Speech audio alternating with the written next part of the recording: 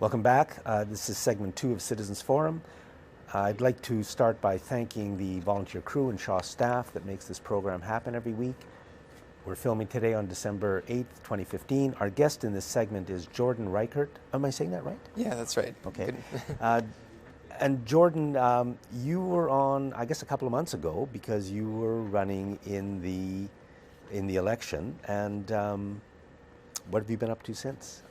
Yeah, I ran in the federal election there. It was a great experience, but once election day passes, you have to make yourself busy again. Now, of course, there's still lots of politics going on, but of course, a big part of the Animal Alliance Environment Voters Party of Canada is making sure that is our activist front. And so in Victoria here, I've taken up the campaign to ban the horse-drawn carriages from Victoria through a new organization I've organized called Victoria Horse Alliance.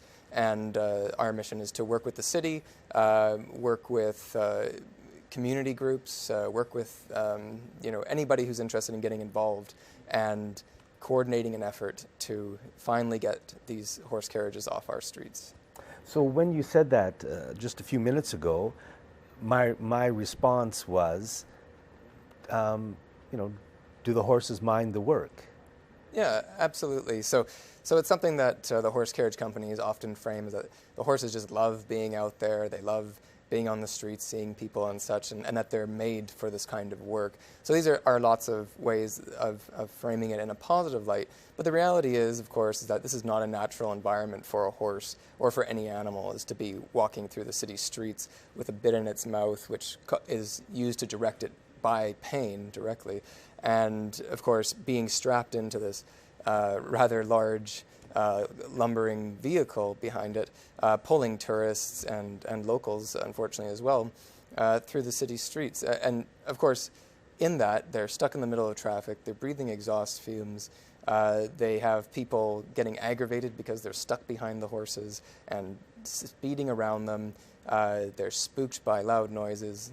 Every year we have accidents related to the horse-drawn carriages in Victoria. It's really just a matter of time before it becomes serious enough that the city is forced to take action. And so we really want the city to be responsible in this case and take a progressive step and, ban the horses, ban the horse carriages, both for the sake of the horses themselves, but also for the safety of residents and tourists who visit our city every year. Can you say a bit more about the bit? Yeah, so the bit is used, it goes it goes in the mouth of the horse, and basically what it's done... Basically a steel bar? Yeah, it's a steel bar that goes across behind the front teeth, and what it does is it's meant to control the horse by pain, right? By putting force and pulling the horse's head down. So it also restricts the horse's ability to express itself freely. And there was recently a paper done by Dr. Cook of the American Veterinarian Association about this, and he concluded there's at least 50 health conditions, psychological, physiological conditions that arise from the horses being trained and having this bit in their mouth as to direct them, and it causes them distress, causes them discomfort. We see it on the streets when we're out there. We do trolley walks, and we follow the trolleys that are currently going around for the holiday shopping in Victoria, and we see the horses, stamping their feet, showing that they're angry. Like, this is something that a horse will do to express itself. And they can't raise their head often the way that they want to.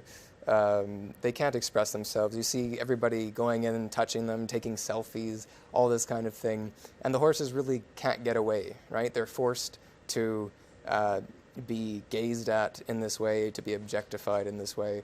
And, at the end of the day, it's just animal exploitation. And I realize that it's a romantic notion for many people. Many people are nostalgic about the horses and such. But there's many things that we used to do that have become quite antiquated or have been realized to be ethically unconscionable, and we don't do them anymore. And this is certainly one of those. So then I asked you earlier if the horses if the carriages stop operating, will the horses be killed because there's no use for them anymore for the owners? Yeah, I mean, and that's a very common question, is what do you do with the horses if they're not working in the streets? And the horse carriage companies like to frame the issue as, well, either they're working or maybe we have to send them to slaughter, right? Or, we have to get rid of them. And to them, they try to frame it like that because then it makes us look like the bad guys for trying to liberate them from this forced labor. However, the problem is that there are options out there. So if the horse companies weren't able to care for the horses themselves any longer, or if they didn't want to keep them while they're not working, then there is the potential for the BCSBCA for the horse companies to surrender them to the BCSBCA.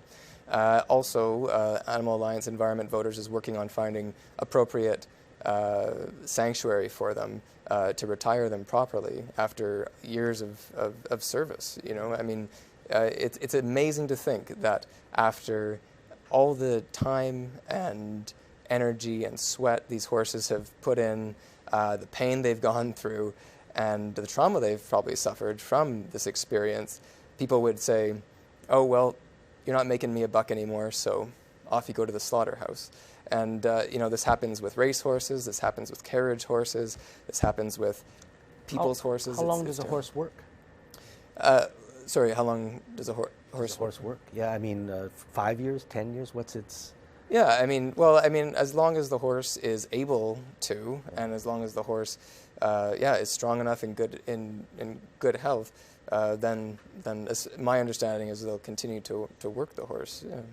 Do you have any idea how long that span can be? Is it? I don't know how long the longest working horse is there necessarily. They have, it could be. It could be. I don't want to say because I don't want to. So, you're a co-founder and organizer of the Vancouver Island Vegan Association. Vegan, yeah.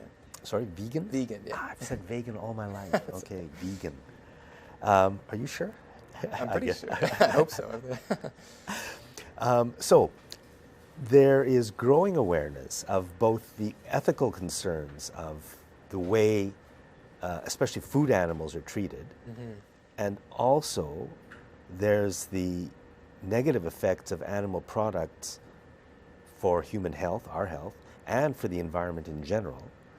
So, what are things that people and governments can do to move us more towards a vegan lifestyle?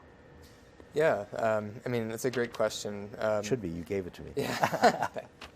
Well, it's a big step in some ways, because for the first time, this information's really getting out there in a whole new way. I mean, the vegan movement has exploded over the last probably 10 years.